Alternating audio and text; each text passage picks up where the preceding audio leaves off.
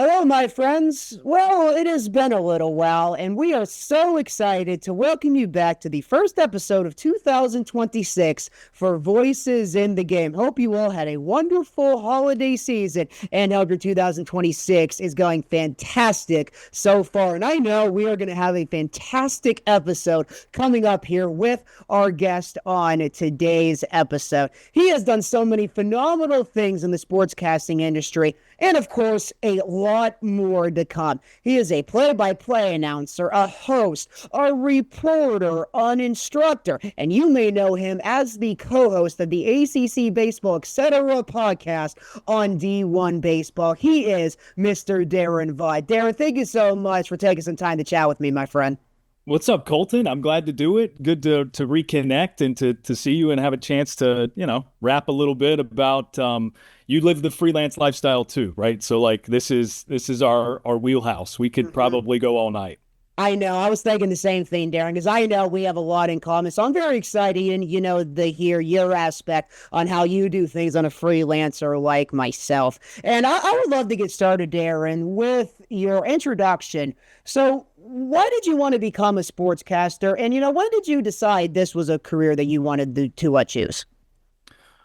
So I knew it was something I was interested in pretty young. And that can mean a number of different things, right? Like I was, a young schoolgoer, maybe kindergarten, first grade, and watching Sports Center before catching the bus to go to school. And it was kind of maybe the second tier of what people would consider the Sports Center heyday, right? So Dan Patrick, Stuart Scott, Rich Eisen, that grouping. Kenny Mayne was one of my favorites. I loved his dry sense of humor. I've got there's a Stuart Scott bobblehead back there too, so he's clearly an inspiration. So for a while, maybe like through high school, I figured I wanted to do TV in the sense that I wanted to be an anchor and I wanted to be a Sports Center anchor, right? Because those dudes had all the fun. So it was pretty early on. And of course, as you know, that evolves over time. I got it to be in high school and gained an appreciation for language and English and literature. I liked to read and write. So I thought maybe for a bit that I was going to be Rick Riley, right? And be a writer instead. And then those things kind of come together as the positions evolved over time, even if I didn't know it then. And it turns out the writers are on TV, right? So you start watching Around the Horn and you're like, maybe that's something I would like to do. And I went to college and did play-by-play for the first time. And that was it. That was when I decided I like the other stuff. I'm capable of the other stuff, I think. I enjoy being in a studio setting. I still do some of that, right? And but being at events, even at a small scale, I went to a small Division III school in southwestern Virginia, like not super well attended basketball games, but calling those and even that energy, I just loved it, loved being a part of it, and loved being the steward of that energy to an audience. So that's really kind of when it play-by-play became something that in my mind I was like, okay, this could be a possibility and maybe the thing that I want to do. But it was inspired by lots of other things on the way, including, again, writing, even not about sports, which was something that I enjoyed, and just kind of being fascinated by TV and radio and voice work was something too that I really enjoyed growing up. So just like kind of being nerdy about all that stuff, and it meshes into one big thing or a series of big things that turns into the way I do life and make my living now, which is cool. And that's, I think the hope for all of us, right? You hope that your interests and your skills and all of that collide into what you do for a living.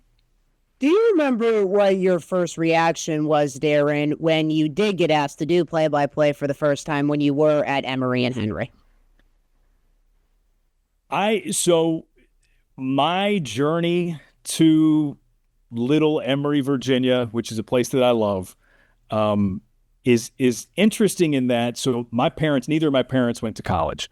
So when I was in high school, I was a good student. It was very obvious I wasn't going to not go to college. But I didn't really have like a playbook on how to select a school. We didn't go just like visit schools, right? And I think this is a credit to my parents. They kind of were like, well, everything else he just kind of figures out on his own. Like he's smart and intuitive. So we just assume that he's got it covered, right? And there were schools that I liked and I did research. But I didn't really have much of a clue what I was doing. So Emory and Henry was about 30 miles from where I grew up. It's a school that I was familiar with. I had friends ultimately who maybe were a couple of years ahead of me who ended up going to school there, and I was very familiar with it. My high school baseball coach played at Emory and Henry and knew the head coach pretty well. So from the time I was like a freshman or a sophomore, his name's Jamie Hughes, and Jamie, who again was my baseball coach at the time, was always nagging me about, hey, you're going to go play at Emory and Henry, right? You're going to go play at Emory and Henry, right? And I kind of shrugged off the idea because, like I grew up in a small town. Part of me just wanted to get away. And I was looking at schools that were states away just for the heck of it, because the idea of going far stood out to me. Well, by the time my senior year came around, I had a terrible junior season in baseball and had kind of submitted to the idea that I'm just going to be a student at the next level. I'm just going to be a student. So I, prioritized that, was looking at some schools, wasn't really sold on any of them. I got in early at a couple of places, and my baseball season, my senior year rolls around. And like we see in the college sports that we cover a lot of the time, maybe it's like a junior who's draft eligible in baseball, doesn't have the year that he wanted. So he ends up back on campus and he's playing a little more free as a senior. I kind of did that because I had determined I stopped putting pressure on myself, right? I was like, okay, I'm not going to play at the next level. I'm just having fun. And as a result, like I had a really, really good senior year.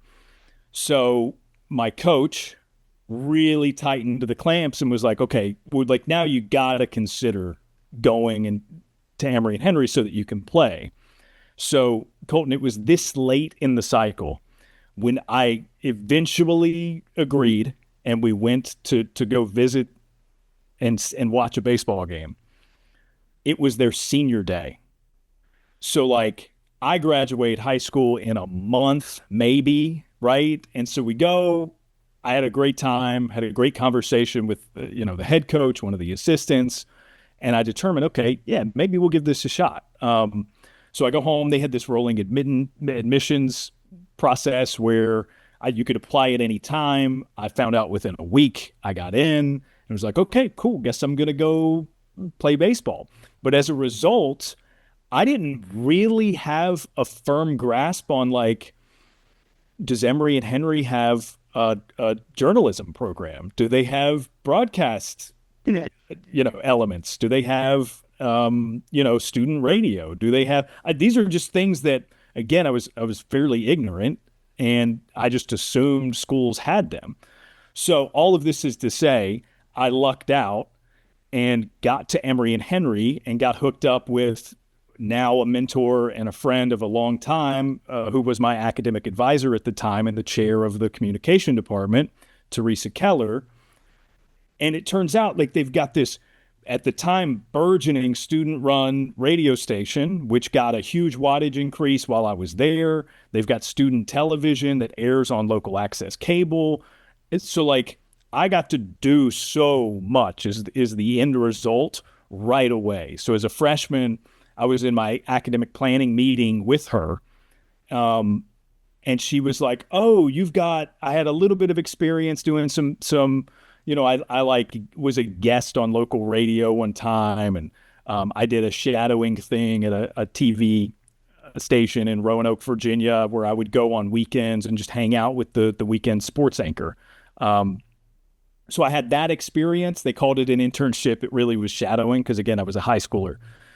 So I had that. And when she found that out, she was like, I haven't even started classes yet. She says, well, do you want to do our halftime show for football games on Saturdays? And so I got thrown into the fire, and I had no idea what I was doing. It was terrible, but I did them for a year. And we joke about it to this day, how I just got thrown in and was very, very bad, but determined to get better. And that was my first on-air experience. Play-by-play came maybe the spring semester of my first year, I think, is when I got asked to do basketball. So this radio station that same semester got this huge wattage increase to 10,000 watts or so, which, for those uninitiated with the radio game, like in southwestern Virginia, in a rural area without a lot of frequency to interfere with it, that's a pretty wide reach. I think it covers 6 or 7 counties in southwestern Virginia. So big opportunity as a student to be able to do games. So I got the chance to do both men's and women's basketball. We did all home games for Emory and Henry basketball on the station, and it was 100% students doing it, with the exception of football had and has a tandem that has been on the radio for a long time, which is the only reason she didn't throw me into football play-by-play, I think, right away, is because they hired somebody who's an adult and not an amateur to do it. So yeah, I got that chance to do play-by-play, and I was green, man. I didn't know much. I was excited to do it. Talking for the amount of time necessary to do it was never going to be an issue. But it was bad. I actually just recently recovered a bunch of those old files. So I've got MP3s and this is the year, fall of 2008, spring of 2009, the very first games I ever called. And they are cringeworthy, but I'm glad I have them because it's times that I cherish. What was your reaction when you went back and listened to those videos again? Well, okay, so I'm an adjunct instructor and I teach play-by-play now. So I had sort of teased a class about a year ago. Hey, if I can recover these files, I'll let you guys listen to them. Just so to prove a point, and as an example, right? Like, you're not going to be great at this right away. Man, that was so much more effective of a message than I thought it was going to be because there's so many things that I did on that reel, or those, they're full games in some cases. So you just listen to random samples and it's just like, I had no sense of like what the nuts and bolts of a broadcast should be. Right. So it was, doing a bad impersonation to the nth degree, because, at least once you get into it and you pick your favorites and you're finding yourself and your own personality, you are just doing a bad impersonation of the people you hear and like and respect. But at least kind of what you're supposed to say is a foundational piece. I was just going off the rip based on, years and years of consuming sports on TV and radio. So some of it was intuitive, but not everything. And that was very, very obvious. It's funny how this 2016 trend started on social media with everybody posting pictures of themselves from 10 years ago. I was, I laugh when I always see those because I was going to wait to share mine over the summer, because I did play-by-play for the first time 10 years ago when I was in high school at a sportscasting camp in southwestern PA, and I have the hard drive somewhere, and I need to find it because I got to do the same thing that you did, Daron, with just analyzing how bad I was when I did it, when I did the 2 innings of baseball at a Washington Wild Things game at Lady for Terry sportscasting camp in 2016. That's so funny with you saying that.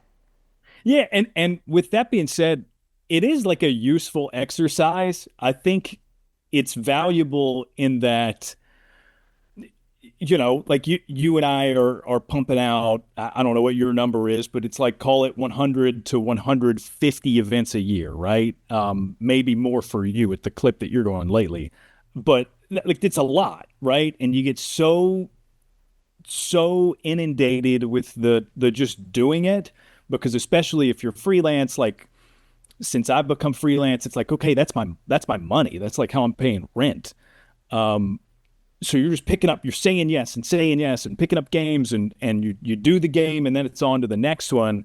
It's just good to have a reminder every once in a while that, that tape for me is, God, it's creeping up on 20. I mean, we're a few years off, but it's creeping up on 20 years ago.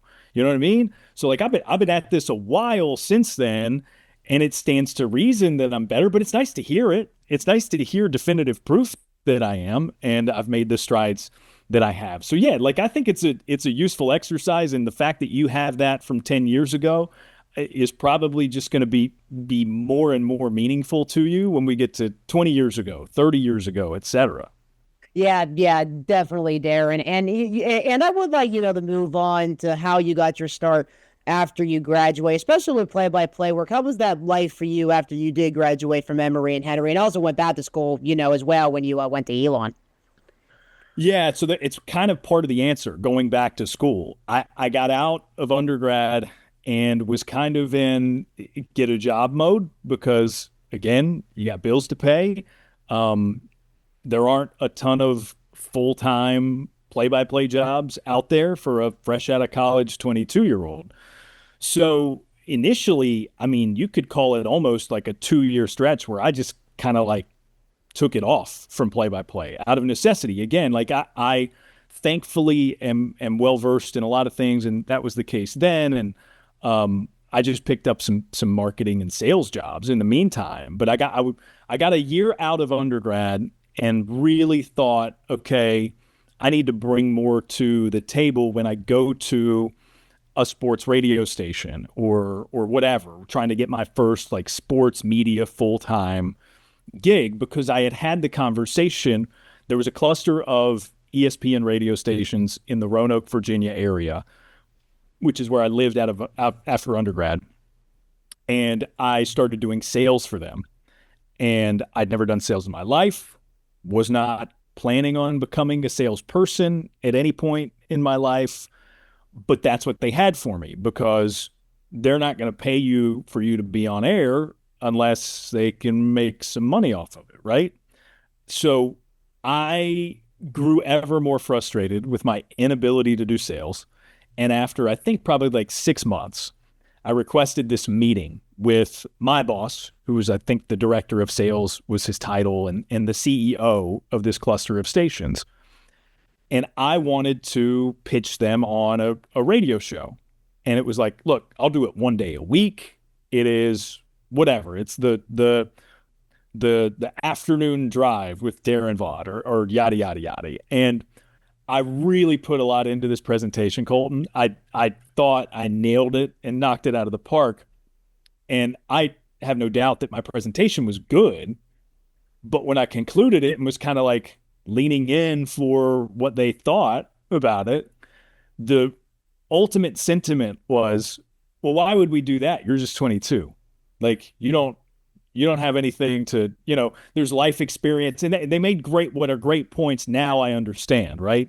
There's life experience stuff to pull from when you host a radio show. There is covering games experience that you need to pull from when you host a show. And I hadn't done a ton of that outside of the comfy confines of Emory and Henry's campus, right? So I grew ever more frustrated with, I need to find a way to be more marketable to people like those who I presented to that day.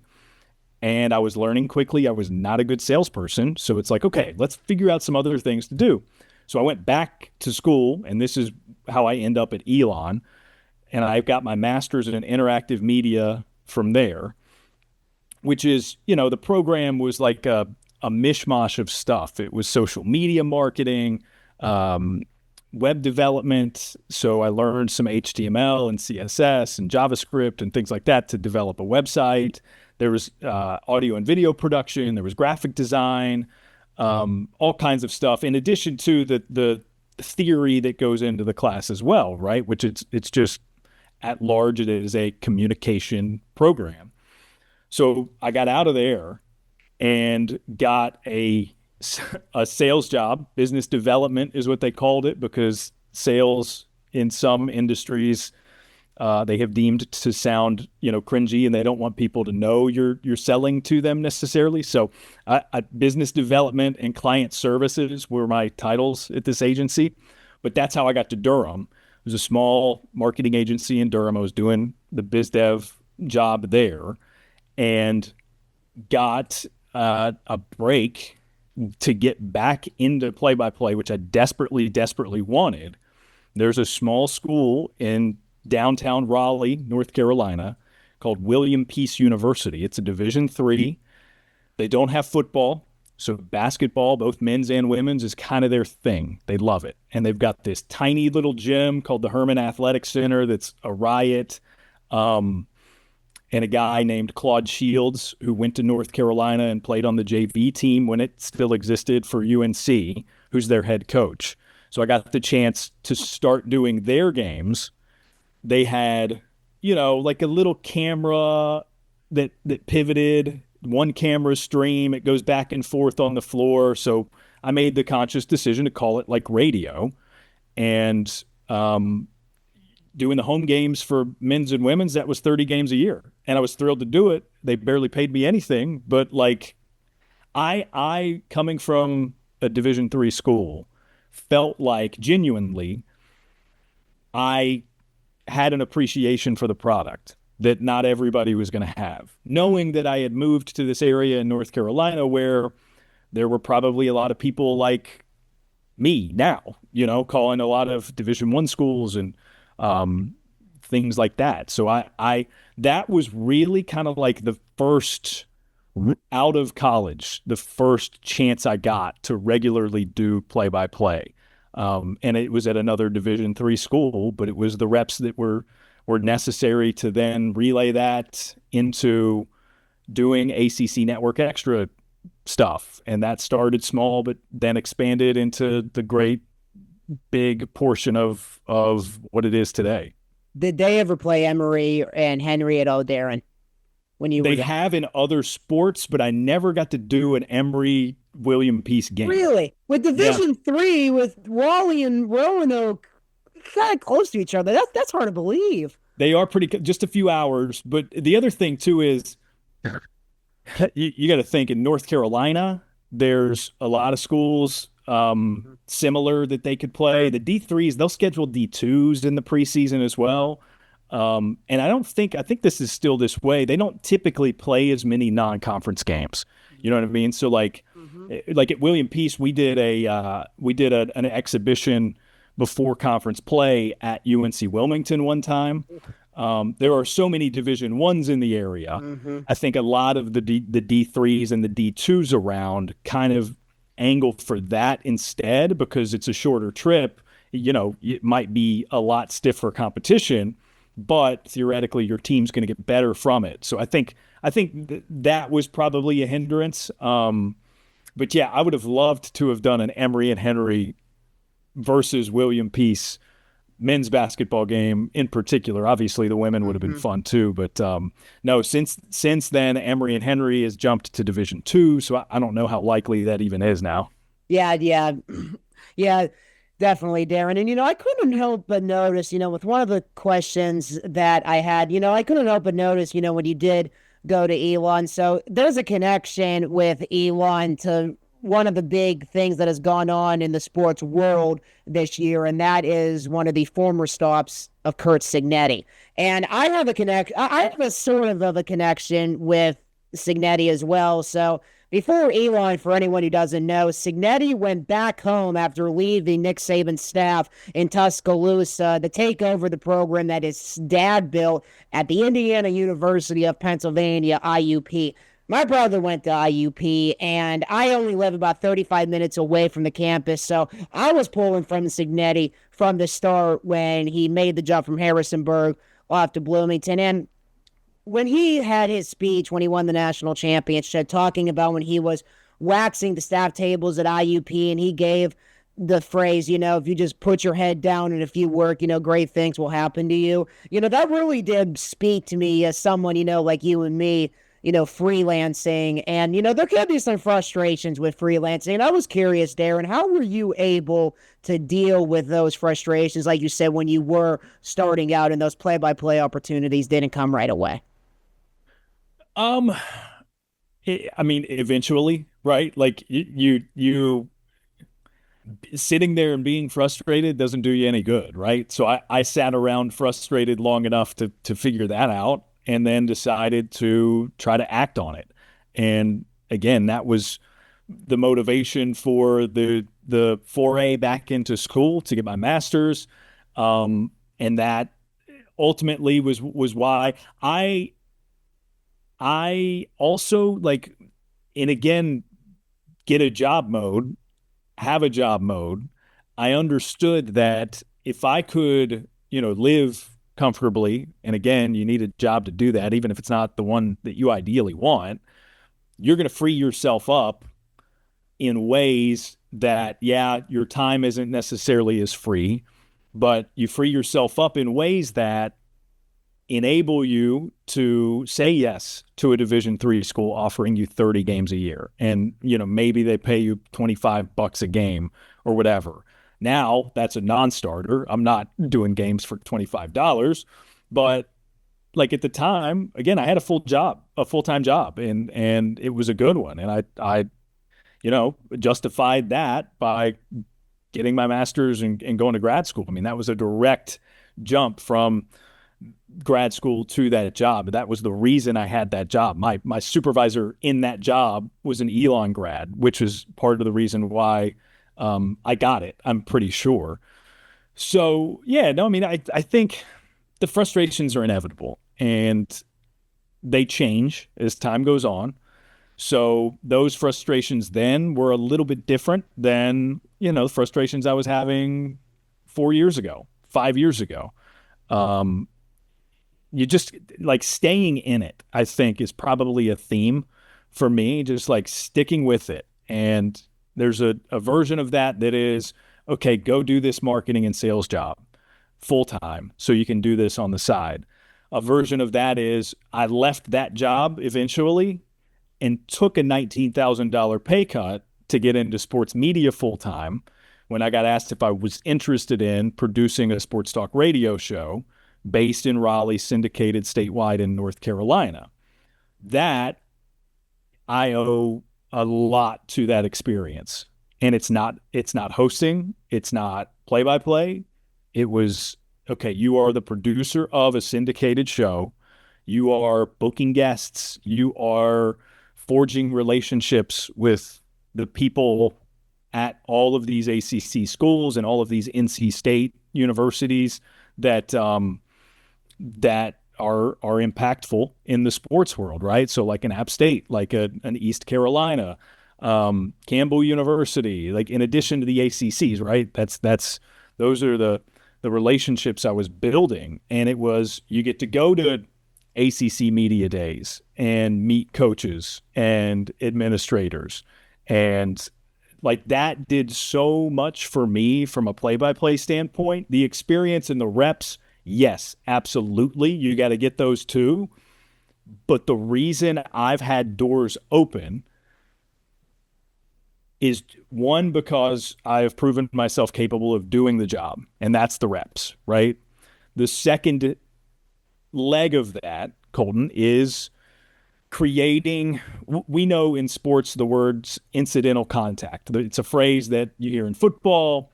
I use it differently when I talk to classes or any, young and aspiring people who ask me about it.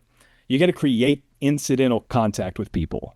And I, through my job with the David Glenn Show, had all this incidental contact with people in the ACC, people at other schools, people with the Carolina Panthers and the Charlotte Hornets. And you create incidental contact with, I was the second voice on a statewide show. Like I didn't drive it, but I was heard occasionally. People got to the point where they associated me with this, you know, very, very well liked radio host. And as a result, they liked me as well through not much effort of my own. That's the incidental contact doing the work there. And that has created so many opportunities in a number of ways, right? Like I got asked to do the High Point University men's basketball job. I did that from 2019 until a couple of years ago when I got asked to do the East Carolina University men's basketball job. Like those aren't jobs that I applied for. I got asked if by people who knew me and what I was about, if I wanted to do them.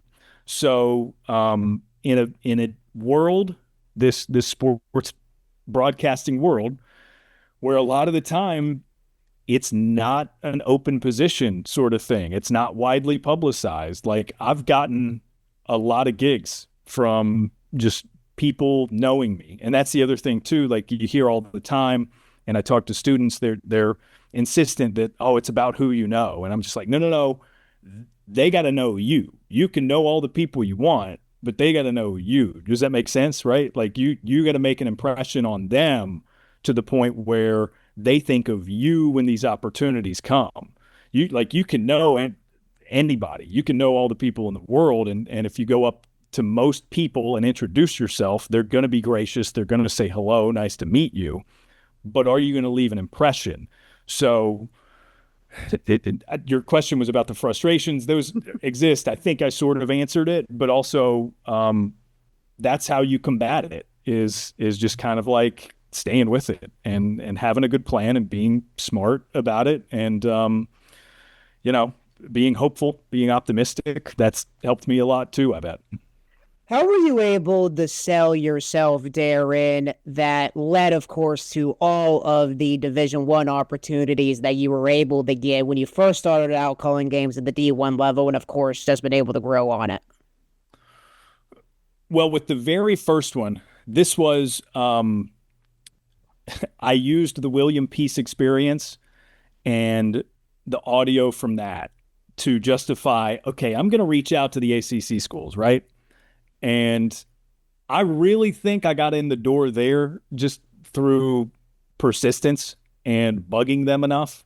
Like I would love to tell you that I gave this magnificent pitch the same way that I thought I did at that radio station or a group of stations in Virginia, but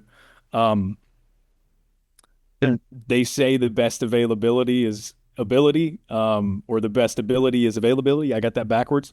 So like I was persistent in a time when the digital streams at ACC schools had just become more prevalent. So, think 2015 or so. This was the point at which ESPN started the ACC network. They really invested into schools, or I guess implored the schools to invest in their control rooms and having the capabilities to stream all this stuff with the ESPN imaging.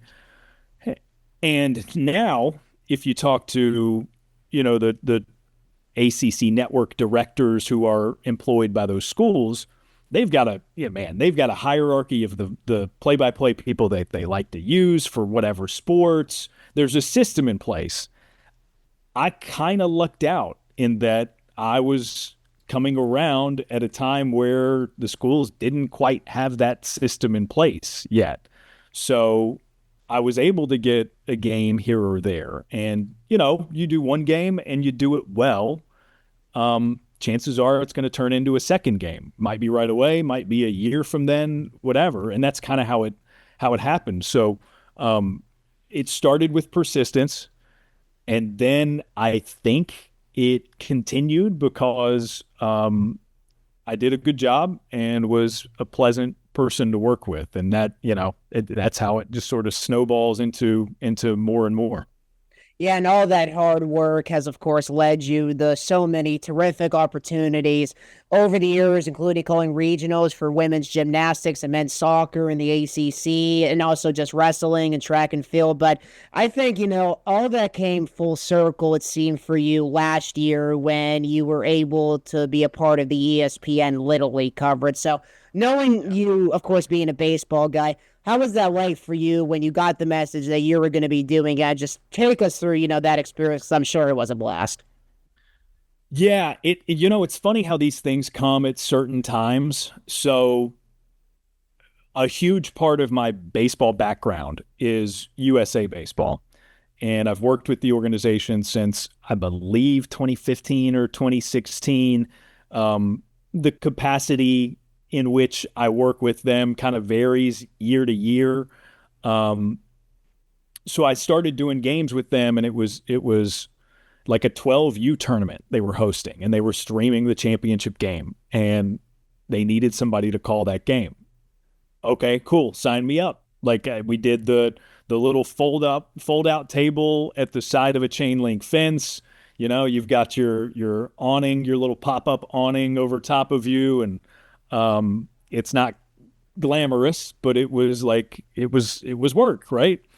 So from there, I got to do the collegiate national team games for several years. And that was a blast because I love college baseball maybe more than anything. And it's the best players in college baseball convening in Cary, North Carolina every summer and playing together. In some cases, they played a national team from Japan. They played the Taiwanese national team. They played the Cuban national team, right? Like really, really cool experiences that introduced me to that brand of international baseball. So the timing of all these things, it's just funny how it works out. I had not long before this learned that for a couple of years, I supervised a broadcast internship program with USA Baseball over the summer. So I was sort of like pseudo full time with them June, July, and August. And again, there are layers to this in that the work and the kind of work is enjoyable. So I don't want to lose it for that reason.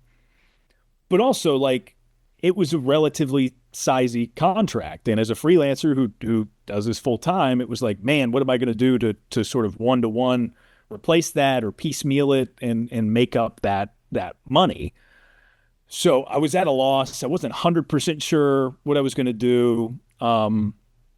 It was the day that the final series in Omaha started, LSU Coastal Carolina. And I wasn't in Omaha, which is a place that I've gotten to go through my relationship with D1 Baseball and my work for them. So I was a little bummed out, right? Having some FOMO that I wasn't there, wasn't 100% sure what my summer was going to look like. And then I got a text from a guy at ESPN who is the head producer for baseball. And he asked if I was interested in doing some Little League. And it's just like, boom, spirits lifted immediately, right? Because that just made my summer in more ways than one, as I alluded to. But more importantly, after doing it, I did the Junior and Senior League World Series. There are a couple of things, like when you get asked by ESPN to do Little League productions, Little League shows, there are a couple of different routes you can go. Now, you can do a regional, which is televised, and it's the regional in the United States somewhere that is a feeder to the big event in Williamsport, right? When you do the Junior and Senior League World Series, these are two different age groups, but it's a Williamsport equivalent, which means you get the international side of the bracket. I think, not that I wouldn't have done a regional, in the States, or for the U.S. bracket of the Little League World Series that ultimately ends up in Williamsport. I obviously would do that. Sure. But I do think I ended up in a spot where my experience with international baseball through USA Baseball kind of came full circle, right? Because we had a team from the Netherlands. We had teams from uh, Venezuela. We had, you know what I mean? Like it was these things that I had seen before. There, a Canadian team was in one of the tournaments, and I worked with Kevin Pillar, who is a longtime Toronto Blue Jay, and it was just really rewarding in that way. Not that it wouldn't have been at one of the other events, but because I got the international component of it, it just felt right, and it felt like, okay, this is what all that was leading up to. So that's kind of a, cosmic mushy way of looking at it, but that's how I looked at it. It was incredibly fulfilling. A lot of fun. Like I said, working with Kevin Pillar was insanely cool. The Canadian team, in the Little League World Series, they do the questionnaires with the players, and they get the players to tell you, like, what's your favorite food, what's your favorite yada yada, who's your favorite player. And we're doing the game with the Canadian team. One of the kids listed his favorite player as Kevin Pillar. So we hid this from Kevin and popped it up on the screen and kind of like surprised him when the kid came to bat. And it was so cool, just kind of getting Kevin's reaction, obviously balancing that with, okay, we've got a game happening that we got to talk about as well. One of the cooler things I've ever been a part of, for sure. But again, I think it came full circle in a way that I could be especially appreciative of because of the international component and all my experience with USA Baseball prior to. What was Kevin's facial reaction when he saw that for the first time? He's an incredibly laid back guy, I've learned. But it was obvious. Like he just had his eyes widened. And I think he was at a little bit of a loss for words, right? He was just, man, that's really cool. I'm so appreciative of it. And he understands too that we kind of had a job to continue to do, and this was the first time he had ever done games with ESPN. He was a rookie, which was another cool thing that I felt good about. They trusted me with someone who had never been a game analyst before. In fact, at the beginning of that major league season, Kevin was on a big league roster. He was with the Rangers, so he was not far removed from playing. And so we kind of joked about it some. We broke him in throughout the entire event. But what's really cool is Kevin, after the game, went down and was just like, you would have thought he was LeBron James there in Taylor, Michigan. Like he had the entire Canadian team just like circled around him, and he talked to everyone. He took pictures with everyone who wanted to take pictures. He's been doing some studio stuff at TSN, which was really cool because he actually got more work because of the Blue Jays' deep run. And I'm pretty sure he got the guys from Canada in the studio to like visit and tour while he was there one day. I mean, he followed up with people and built some relationships and really dedicated a lot of time with those kids, which was the coolest part of it, right? Like what he said on air was great and appropriate, but off camera, he was so good to those guys. It was cool. And with all the different schools that you work for, Daron, it seems like that you have to work with a lot of color commentators as well. So how is that like adjusting to each style that you have, with each analyst that you do have? Because it's something, as a play-by-play announcer, it's always something you have to adapt to, knowing you're always working with different analysts all the time.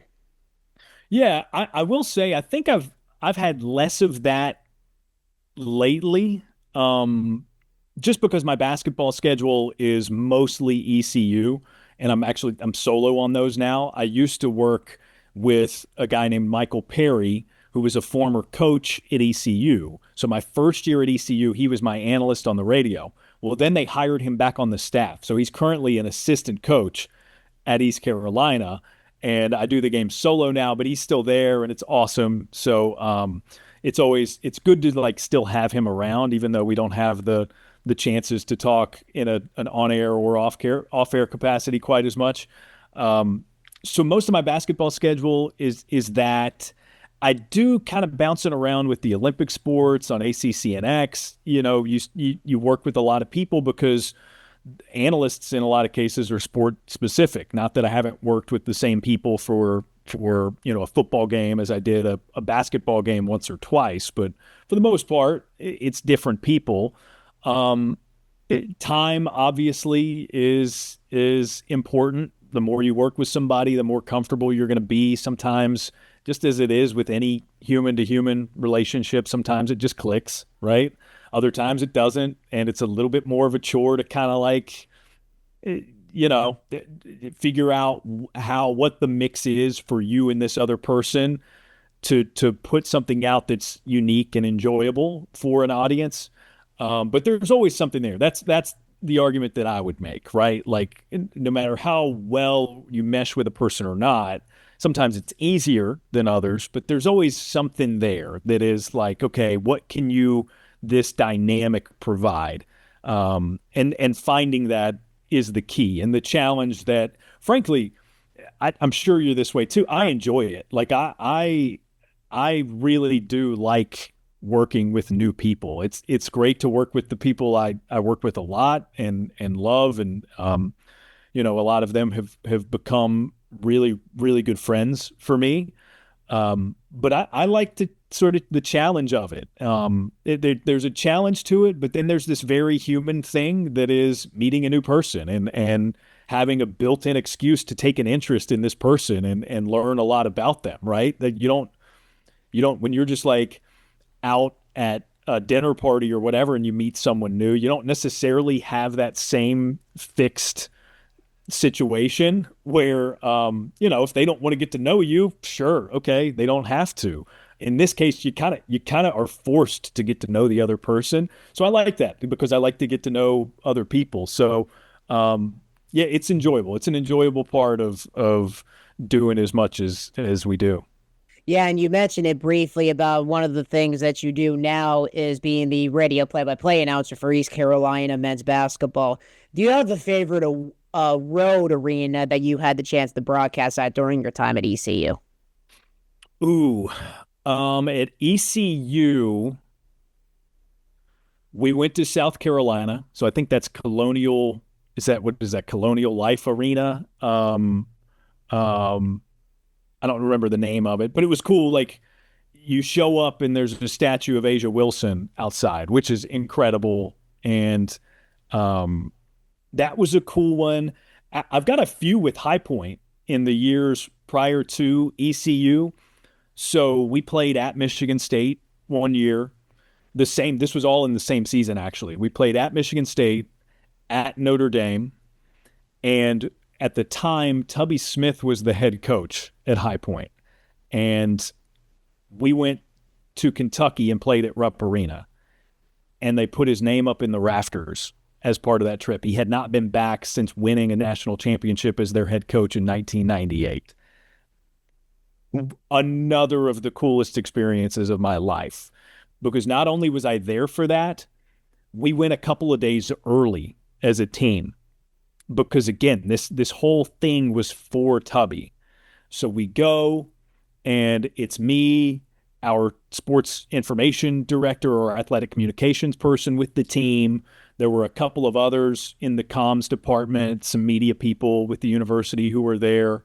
And it was like we were in Tubby's entourage for this homecoming, which was filled with so much love. And like, the guy who drove the bus, who picked us up at the airport, had been there when Tubby was there and had a relationship with him. And like they embraced when they saw each other. And it was that the entire few days we were there. Former players of Tubby's came, and he hadn't seen them in years and years. And just the way, man, the way they filled out Rupp Arena. We thought we were going to maybe break an attendance record at Rupp. It didn't quite get to that point, but it was packed and it was loud. And it was one of the cooler examples of what we see in sports, like community love and appreciation from a community as like a single entity. Like, dude, I hope someday I'm loved by anyone as hard and as passionately as Kentucky fans love Tubby Smith. It was just cool to witness, right? Because like you're in the building for his wife did the Y in the cheer that they do during the media timeouts, right? So like they always have guests on to do the Y at the end of the word Kentucky, and his wife Donna, who's the best, the absolute best, got picked to do the Y during one of the media timeouts of the game that we did. It was so funny because at the beginning, High Point was an underdog, obviously. And in the first 4 minutes or so, High Point was kind of playing with them a little bit and like they were keeping up. And every bucket, whether it was a Kentucky bucket or a High Point basket, the place went nuts because you could tell there was this dissonance, right? Like they love their Wildcats, but they were like, yeah, it'd be kind of cool to see Tubby pull off an upset here, right? You know what I mean? Like they weren't not rooting for Tubby. Um, that's far and away my favorite road trip that I've ever been on. It was so cool to Yeah, be there and to be with Tubby, who's a guy that I uh, really love and respect because he was part of the group that gave me the opportunity at High Point that I had. yeah, that is absolutely amazing, Darren, you telling that story. And that kind of leads way into my next question. If out of all the sports and the games that you've done, can you pinpoint maybe 5 to 3 games that stand all time as your favorites in your career? Yeah, some of my favorites that for sure is in there. Mm-hmm. Um, the game at Kentucky and Kellen Grady, who had transferred from Davidson to Kentucky, went ballistic in the second half. He I don't remember his exact numbers, but he went off. I think maybe he was like 7 of 10 from three or something like that. So it ended up not being close, but still just a cool overall experience. I've got a couple in baseball. You probably saw ECU had a player with a prosthetic leg that made his collegiate debut a couple of seasons ago. And this was just sort of happenstance. His name is Parker Bird. He's an amazing, amazing guy. He's still on the team at ECU. I believe he's a junior now. So he was in a boating accident and they had to amputate his leg. So he was a really good baseball player out of high school, committed to ECU. It was the summer before he was supposed to get to campus. And it's a really great story because Cliff Godwin, the head coach at East Carolina, after everything and the amputation of Parker's leg, still wanted to honor the scholarship that he offered Parker. So Parker's a member of the baseball team with a prosthetic leg. And I did opening night of the college baseball season there a couple of years ago. Maybe that was the season that you and I first crossed paths. Yeah, so yeah, so for no, so we forgot to mention this. So Darren and I Yeah. first met in March of 2024 because we both were in Winston-Salem to call Wake Forest's baseball series against Duke. Wake Yep. Forest is number 12. No, wait, Wake Forest is number 1. What am I saying? Duke was number 12. Yeah, so Darren called night 1 and I called games 2 and 3. So yeah, that would have been the 2024 season. Yeah. So same year. So think, a few weeks beforehand, maybe a month, not quite a full month beforehand, it was opening night of the college baseball season. And ECU was hosting Ryder. Ryder had won their conference the year before. So we didn't necessarily expect, okay, we're going to get an opening night blowout, but we did. And because of the score,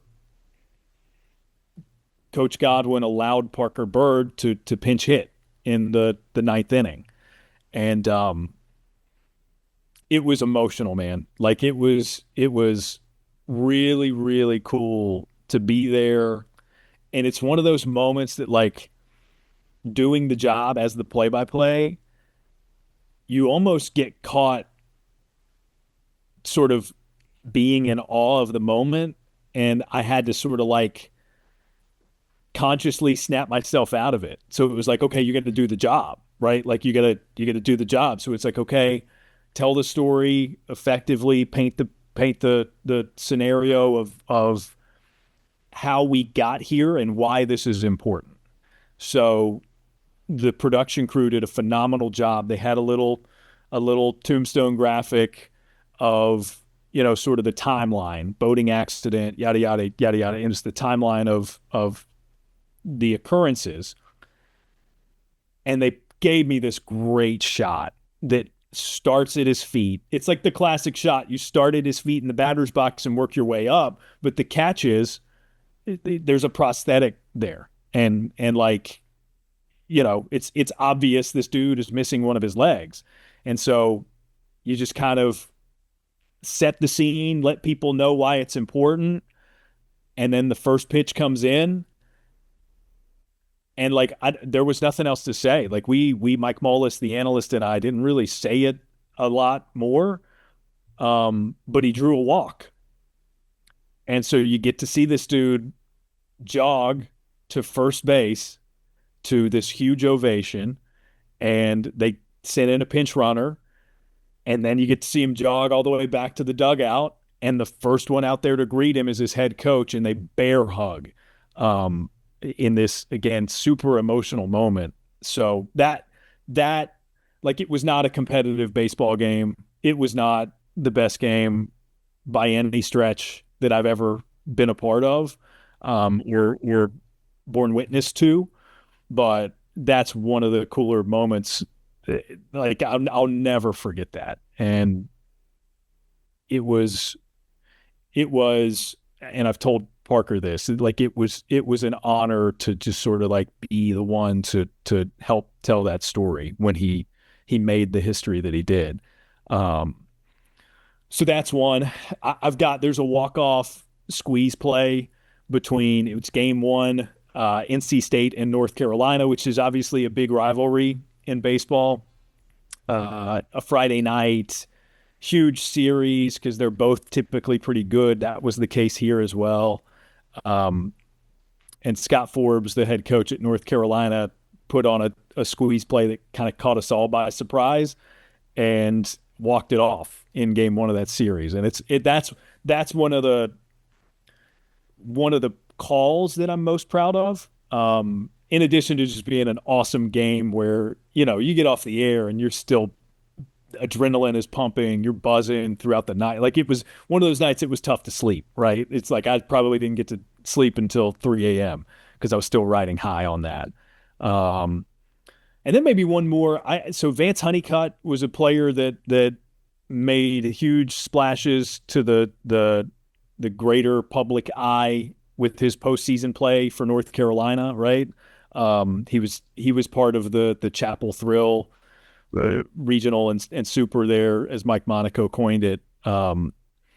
He broke the career home run record at North Carolina, which was cool for me because I was at his first game at Boshamer Stadium, their home venue. So and that first game, he had already homered because they started the season on the road. But he was the leadoff batter, and he hit a leadoff home run in his first home game of his North Carolina career. So I saw a lot of him after that, interviewed him for the podcast, and talked to him a lot over the years. And then when he was approaching the career home run record, it's not like I do every home game at North Carolina. Sometimes they're on linear, and I don't do those. You know what I mean? Like, I was just kind of like hoping that the dart he threw at the calendar landed on one of my days, and it did. So I got to call the home run that made him the North Carolina home run king. After being a part of his career from the very beginning, so that was a cool sort of connect the dots to a couple years back moment for me. Those are probably some. I mean, I'm sure I'm missing some, but those are my favorites off the top of my head. That's all awesome, Daron. And sticking with baseball, with your podcast that you have, of course, with Danny Gray's former MLB pitcher, two-time All-Star. Where did the inspiration come for you to start the ACC Baseball podcast with D1 Baseball? Yeah, so when we started, we were not with D1. We just knowing that I covered the league a lot. This will be year four. This will be year four of us having the podcast. So the first year we were unaffiliated, and it was just kind of like I had met Danny but didn't know him well, and I knowing that he did the work that he continues to do with ACC Network, and I do play-by-play of a lot of games in the league, and it's a passion of mine, ACC baseball. It occurred to me that there was sort of an opening for it. Nobody was doing an ACC baseball specific podcast. So I reached out on a whim and was just kind of like, hey, I got this idea. You want to hear me out? So we talked about it, and he was on board. And what's funny, Colton, is like maybe a week or two after we did our first episode, Nick Kurtz, by the way, Rookie of the Year in the AL for the Athletics, was our very first guest. Like a week or two after we did our first episode, D1 announced their SEC Extra vertical on the website, and corresponding with that, an SEC specific podcast, which is called Highway to Hoover. So it became kind of clear to me, like, oh, this is an opportunity. I don't know that it will pan out this way, but certainly it seems like there's a chance we could sort of maybe get in on what D1 is doing. So the season goes on. We do the show. We talk to coaches and players, and these are all people that we both have good relationships with to begin with. So it's not hard to necessarily book the show. And we got some pretty decent traction on our own with it. So it comes time for the ACC Baseball Championship. It was in Durham that year. And we see a lot of the D1 people that we like there. And Aaron Fitt pulls me aside at one point and said, hey, there's probably a conversation worth having. The next logical step for us would be an ACC show, because we have the D1 Proper podcast. We've got the SEC show. They were at the time trying to build up what is now the D1 Baseball Podcast Network. And he said, we don't necessarily feel like we should build a new one, because we like you guys and like what you do, and you're already doing it. So we formalized that conversation and got on board with D1 the following year. So it's been mutually beneficial. It's been cool. It's opened up doors for me past the podcast. D1 streams exclusively some early season multiple team events in college baseball through a company called Peak Events that I've gotten the chance to do play-by-play for. So I've been at the Jacksonville College Baseball Classic the last 2 years and done play-by-play there. I'll be back at the Jacks this year, and the very following weekend I'll do the Frisco Classic this year. So, it's turned into more opportunities. Again, incidental contact, right? Like there wasn't a job application process for co-host the ACC show for D1 baseball, but I got asked to do that, and it turned into some play-by-play gigs that I really enjoy. Maybe that's one of the games too. Last year, Alabama won the Jacks Classic on a walk-off grand slam. I think maybe I probably should have mentioned that one. That was a blast of a game. They came back from 9 or 10 runs back. I think it was an incredible game, incredible comeback. Who did they beat, Daron? Ohio State. Oh, wow. Yeah.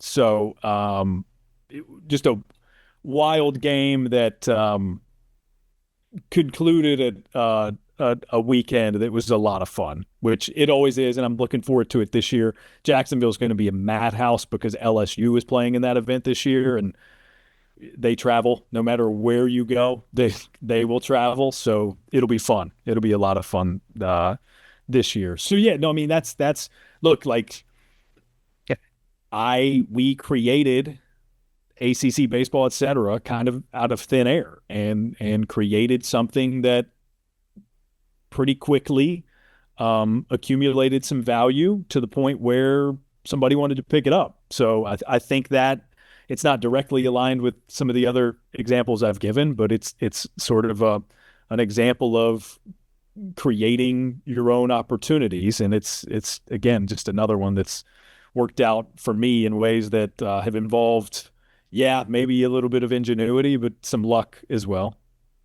I don't know if anyone has ever told you this before, Daron, but it seems like that you truly are Mr. ACC baseball. And what has been the impact of ACC baseball just on the entire landscape of college baseball, knowing the incredible teams that have gone through the conference over the past 2 years? And something else that I was wondering about too is just with the dominance that the SEC has had on college baseball, what do you think needs to happen for an ACC team to leave Omaha with the title? Because, of course, there's been so many teams that have come so close. I remember, with you and I doing that Wake Forest series against Duke, you and I know about the heartbreaker that Wake Forest had losing on that walk-off to LSU when Paul Skeens was, of course, still pitching for LSU. Yeah, lest I remind you, the walk-off was hit by a former ACC guy, too, in Tommy White, who started his career at NC State. So, that was it made it even worse for like an ACC purveyor as I am. Look, I love the league. It's partially proximity, right? I mean, I live in Durham, Chapel Hill. That I'm basically on the line, so I'm close to both UNC and Duke. I'm nearby NC State and have done a lot of work there. Wake Forest, as we've talked about, and done a lot of work there. So, if I had happened to settle in Hoover, Alabama, I would probably feel this way about SEC baseball. But this is where I am, and the ACC is the conference that I have a particular affinity for. And look, I think it's just good college baseball. And you mentioned the dominance of the SEC. What is that if not for a really, really good, dominant, in not quite the same fashion, number 2 conference in college baseball? So, at some point there will be ebbs and flows with the college athletics landscape. Who knows how that's going to reconfigure itself? Like we've seen the change in football. It's to a point now where anybody can make a run in a pretty quick track. So who knows? Maybe we're headed that way for baseball. Certainly, with the diversity of conferences represented in Omaha that we just saw this last season, that's a good sign for it. But yeah, man, it's covering this league has been a blast. We were talking before we started recording that we're working on preseason interviews with all the head coaches for the podcast, and it's funny. I had this thought earlier today. We did 2 of those calls today, and I think for both of them, we hung up with the person, and I told Bradley Smart of D1 Baseball, who's been doing them with me, both times today, as soon as we hung up and ended the call, I told him, man, I love talking to that guy. And it feels like of the 16 coaches, it's like 15 or 16 is probably the number of those that I end the call with, or after finishing the call, I always think or say, man, I love talking to that guy. So I think as a league, we've got a really good group of leaders who represent these programs, and they're always really forthcoming with their time. They've been great to me over the years, some of whom I've got, brushes with because they've been on coaching staffs at USA Baseball, right? So there's been some time to build relationships with them and I guess build up some credibility with them as well. And the result is, yeah, I've covered the league for a long time and I know most of them really well. And that just makes it even more enjoyable. What are those impactful teams that you think are going to make some noise, when we do head into that stretch of the season where we're approaching the tournament and then eventually regionals, super regionals, and then Omaha? Yeah, I think the compelling thing about the ACC is there's a group of maybe 8 or 9 at the top of the league, and I don't quite know how to order them. It could, like, seriously, other years it's been, so and so is going to be the dominant team. Wake Forest was preseason #1 that year. We called them in their series against Duke. They were far and away like, okay, this is the most talented ACC team going into that season. Florida State's always good. Georgia Tech is preseason #5 on our D1 Baseball Top 25 this year. Their lineup is loaded. They've got maybe the best player in all of college baseball, Andrew Burris. So, like, they're going to be capable of scoring a ton of runs. I think they're going to be fun to watch at the very least. And that it's a funny game, man, that doesn't always amount to the ultimate kind of success. But it's kind of like all the usual suspects, right? Like Florida State, I mentioned. I think Wake Forest is going to be really good and a compelling team again this year. North Carolina returns some really experienced pitching, including from an Omaha team a couple of years ago.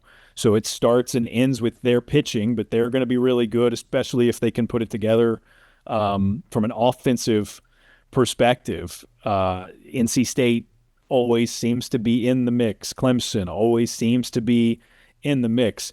Virginia has a lot different.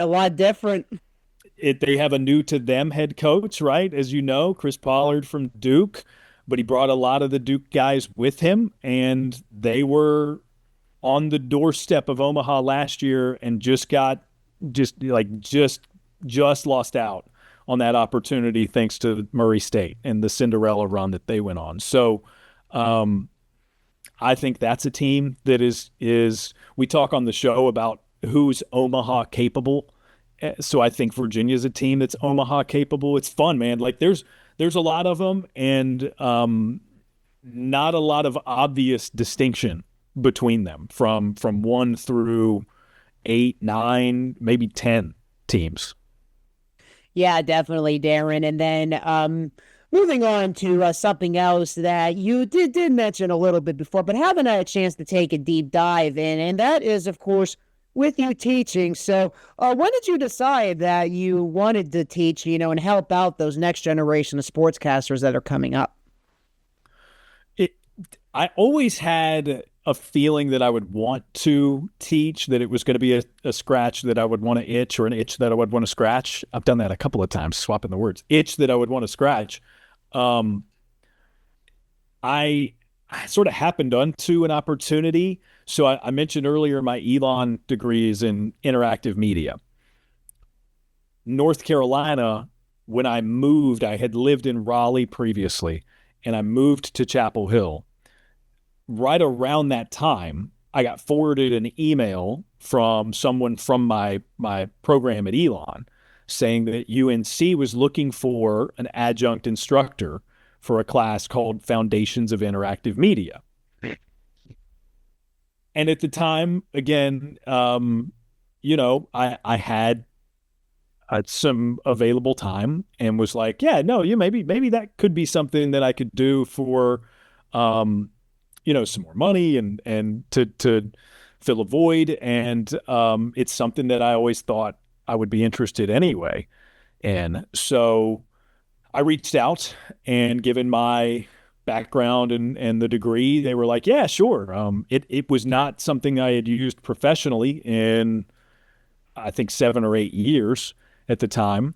So it was like a good opportunity. It was good practice. I mentioned with the grad degree, there was some web development in there. So that's what this course was. It was teaching HTML, CSS, and some JavaScript. And again, those are coding languages that I've been calling games. I've not used that in a long time.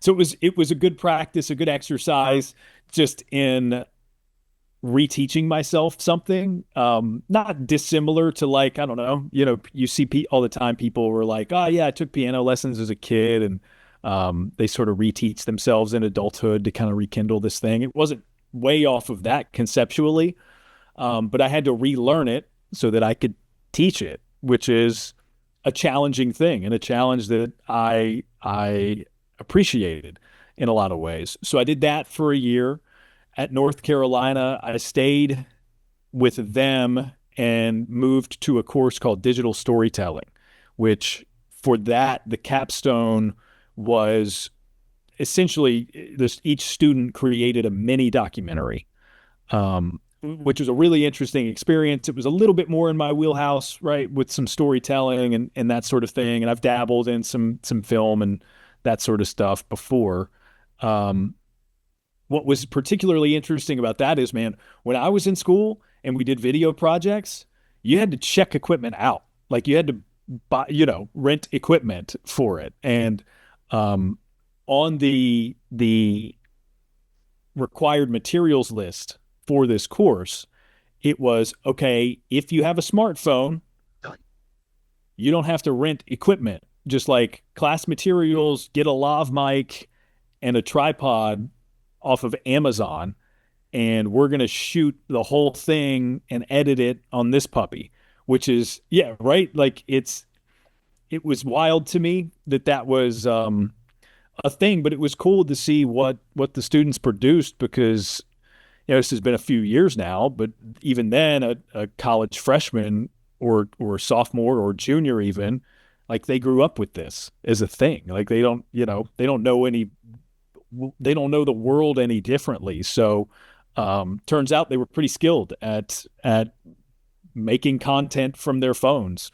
So after that experience, I was still doing games at High Point, and the chair of the communication department there, Bobby Hayes, approached me. I was doing a coach's show in High Point one day, and he came, and after the show, he grabbed me and asked what my interest level would be in teaching a sports announcing course at High Point.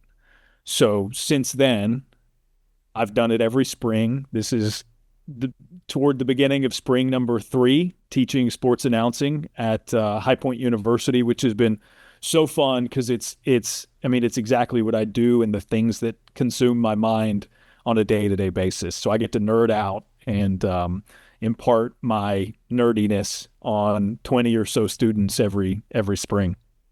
And when you said about that with High Point, I had a light bulb moment with something when High Point had their recent run in the NCAA tournament. When CBS, I remember Brad Nessler was giving a shout out to some of the High Point students who were there calling the game. Were those your students? My students.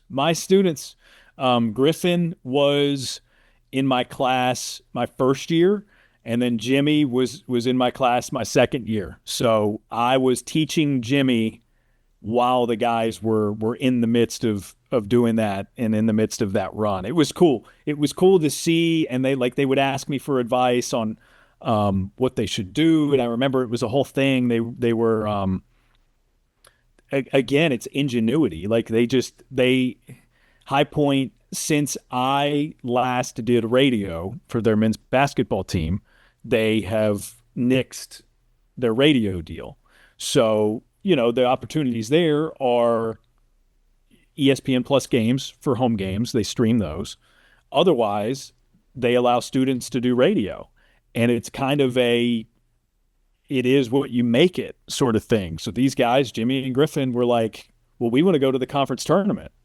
Okay, cool. Let's go do it. They'll take the equipment and they did the conference tournament. And then when High Point won and made it to the dance, they were like, okay, we're just gonna go and we're gonna do the games. And it turned into this huge viral thing because they are adept at TikTok and they made it work for them. So it was cool, really cool to be sort of a witness to that, and to be their instructor too while all that was going on. Yeah, that is absolutely amazing, Daron. And when you do teach your sports announcing class, what are some of the main points that you do teach your students when you guys talk about actually calling it, excuse me, calling a game? Yeah, it's for a lot of the students who take this course, I think it's normally capped at 20. I find that typically there are 5 or 6 who have even done play-by-play before. So it's very rudimentary, right? Like we start with the basics, like what is the point, what is the object of a play-by-play broadcaster, right? So it is what's happening, description, what's important, why is it important, considering the audience in those ways. And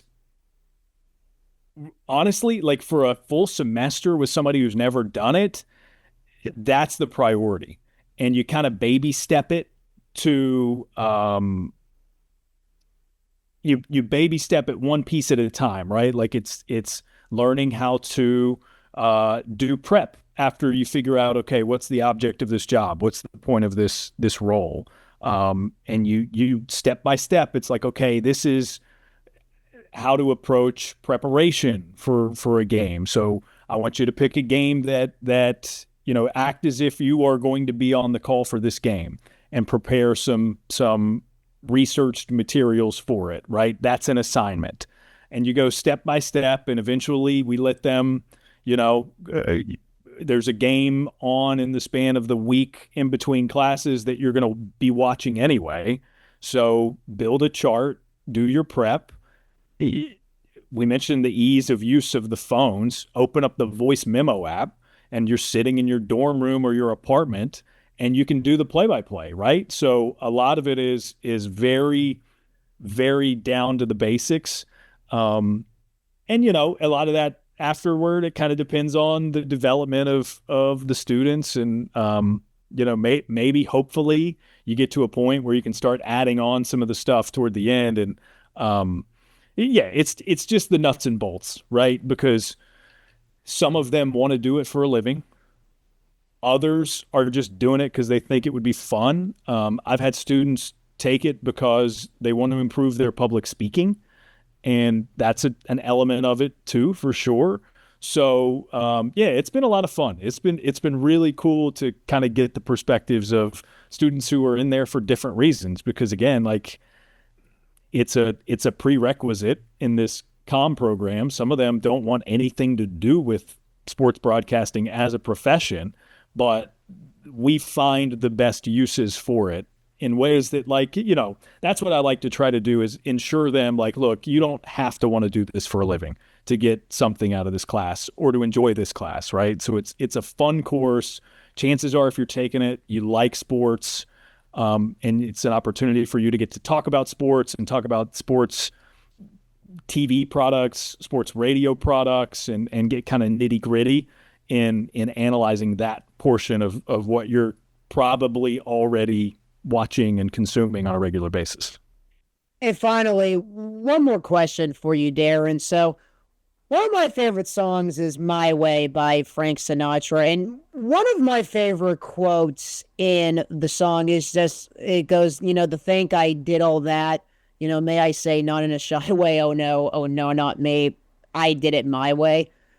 Have you ever sat back and just thought about, like, man, to think I've done all that with all the phenomenal things you've been able to do in your career so far? Yeah, I appreciate you putting it that way. Look, like, we have other friends who do this and have been successful in this. Not two of their paths are the same, right? Like, we can joke around about the Newhouse Mafia at Syracuse, even those guys, right? Like, it wasn't as easy as just like go to Syracuse, get job, become a big time sports broadcaster. Like, they all, in their own ways, found kind of where they fit. And I think that's an important thing. You talked a little bit earlier about frustrations early on, and it's easy, it's human nature to do like the comparative thinking and look around and be like, well, this is a very specific example. It's like, well, Joe Davis is 31 years old and doing the Dodgers. I'm around that age and I'm, not doing the Dodgers and Fox or whatever.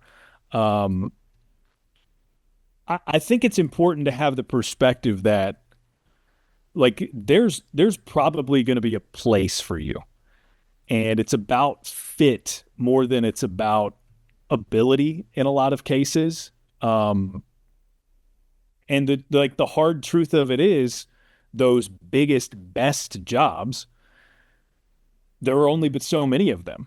And there are a lot of people who want to do this. And a lot of people are good enough to do whatever jobs. So at that point, it becomes about what's your fit, what makes sense for you. I think that was part of the consideration with ESPN giving me some run with the Little League stuff. Again, I talked about the sort of the synergy between my role with USA Baseball and what that event was with the international component there. Like that, it makes sense that I was there doing that based on my experience. And I think a lot of the times we can get hung up on chasing a bigger job and a bigger opportunity, and we kind of skip over that thought. We bypass the consideration of, well, where am I going to fit? What's a good fit for me? And if you're realistic about what you've done and what your resume looks like and what your credentials are and how effectively you do the job, then you should be able to kind of see it from outside your body or outside the situation and understand, okay, if this is a position I want, I've got to start moving in ways that make me a fit for this.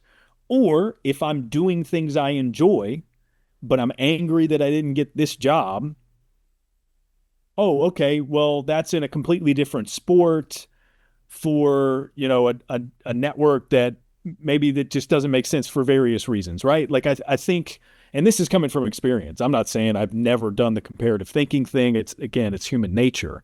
But over time, you get some perspective of maybe it's, you have a conversation or two with an employer that speaks to you in a way that you've never heard or understood it from their perspective. And a lot of it is just like life. Like I think, this is both in broadcasting and in life. Like find your fit, and if you are truly a fit, it's probably going to find you. So I did it my way, to use your musical example. I also like that. I think my ascending is not done yet. I like that I've done it the hard way in a lot of ways. Like I appreciate that. Would I have taken a big play-by-play gig at 22 years old right out of college? Sure. Would I be the evolved version as a person that I am now? Maybe not. I don't know. I like the person that I've become. So the experiences are part of that. So yeah, no, I'm happy to be doing what I'm doing, and thrilled that I get to do so many cool things. It's been a fun ride, and I'm sure you can echo those sentiments with all the great stuff that you're doing, and it's going to continue to be that, and with new gigs and new jobs and new assignments coming our way. Yes, indeed, Daron. Yeah, just ending on that, that's something that I needed to hear, and I think that's something that a lot of our listeners needed to hear as well. So thank you so much again, Daron, for coming on. It was just so great to catch up, my friend, and to just hear more about your story. Thank you so much, Daron. Likewise, Colton. This was good. This was fun.